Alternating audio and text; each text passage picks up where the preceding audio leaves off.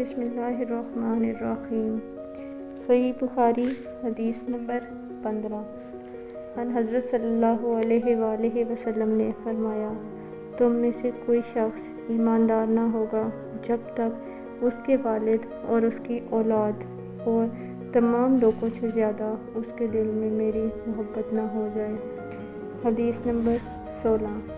وہ نبی کریم صلی اللہ علیہ وآلہ وسلم سے آپ صلی اللہ علیہ وآلہ وسلم نے فرمایا، 3 خصلتیں ایسی ہیں کہ جس میں یہ پیدا ہو جائیں اس نے ایمان کی مٹھاس کو پا لیا۔ اول یہ کہ اللہ اور اس کے رسول اس کے نزدیک سب سے زیادہ محبوب بن جائیں۔ دوسرا یہ کہ وہ کسی انسان سے محض اللہ کی رضا کے لیے محبت رکھے۔ تیسرا یہ کہ وہ کفر میں واپس لوٹنے کو ایسا برا جانے جیسا کہ آگ میں ڈالے جانے کو برا جانتا ہے۔ حدیث نمبر 17۔ آپ صلی اللہ علیہ وآلہ وسلم نے فرمایا، انصار سے محبت رکھنا ایمان کی نشانی ہے اور انصار سے کینہ رکھنا نفاق کی نشانی ہے۔ حدیث نمبر 18۔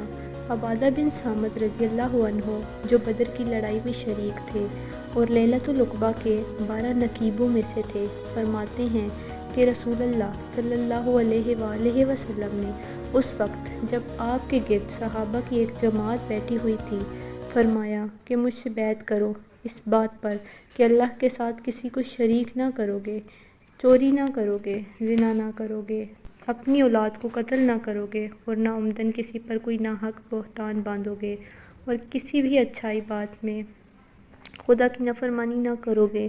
جو کوئی تم میں اس عہد کو پورا کرے گا تو اس کا ثواب اللہ کے ذمہ ہے، اور جو کوئی ان بری باتوں میں سے کسی کا ارتکاب کرے اور اسے دنیا میں اسلامی قانون کے تحت سزا دے دی گئی تو یہ سزا اس کے گناہوں کے لیے بھلا ہو جائے گی، اور جو کوئی ان میں سے کسی بات میں مبتلا ہو گیا اور اللہ نے اس کے گناہ کو چھپا لیا تو پھر اس کا معاملہ اللہ کے حوالہ ہے، اگر چاہے معاف کرے اور اگر چاہے سزا دے دے۔